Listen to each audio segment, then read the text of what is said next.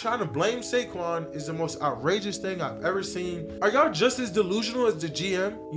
It just simply boils down to the Giants fans don't like the Eagles. That's it. Let's not overcomplicate this situation. You know, I want to give a moment to actually laugh at the New York Giants' GMs allowing Saquon to leave, because we all love when Saquon was at the Giants. No offense to Saquon Barkley, but we knew that was who we had to worry about. Saquon returns back, and he said he saw them burning jerseys and his jersey in the parking lot. Like, what are Giants fans absolutely like? It is not Saquon's fault that he is not back in the blue and white. He's not.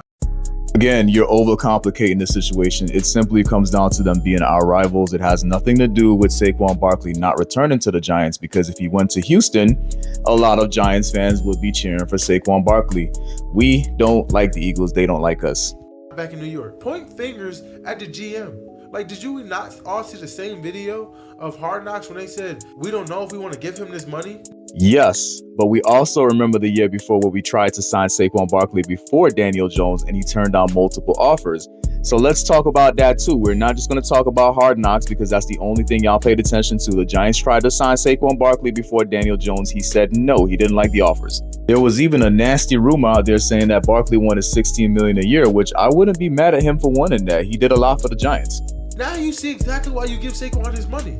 Like, this is the most outright outrageous thing that I've ever seen in my life. Y'all allowed Saquon to hit free agency. Y'all allowed the Eagles to offer him something. Y'all could have signed him during the season or the year before that. The Giants were playing around with this man's money, not allowing him to feed his family.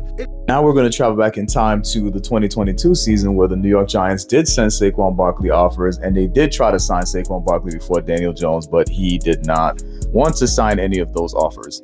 Are you telling me that the offers that he turned down wasn't enough money to feed his family? Maybe Saquon Barkley really wanted $16 million a year from the Giants. It's not his fault. Blame the management. He still gave y'all a chance. You almost have to laugh at them. And then, like, I'm so glad he had that game because, like, he damn near on their turf all over again. That is what the Giants GM deserve. This is not surprising. Look at the New York Giants and look at the Eagles. There's a big difference in talent, especially when it comes to that offensive line. I'm sure that Saquon Barkley's workload is not easy, but it's much easier than carrying the fucking Giants.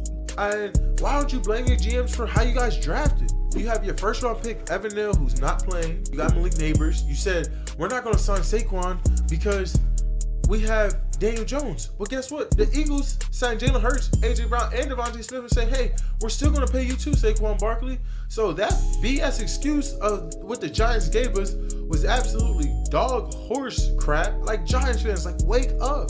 Blame the GM. What have y'all done in the draft? Things to make the organization better, to make the team better. Trying to blame Saquon is the most outrageous thing I've ever seen, and it's not his fault. Micah Parsons and the rest of the fucking idiots are completely missing the point. It is not about blaming Saquon. It's just realizing that this motherfucker went to our rivals. Now, if he went to Houston, there are a lot of Giants fans that would be cheering for this guy. A running back as good as Saquon Barkley didn't just have offers from the Eagles. There's just no fucking way.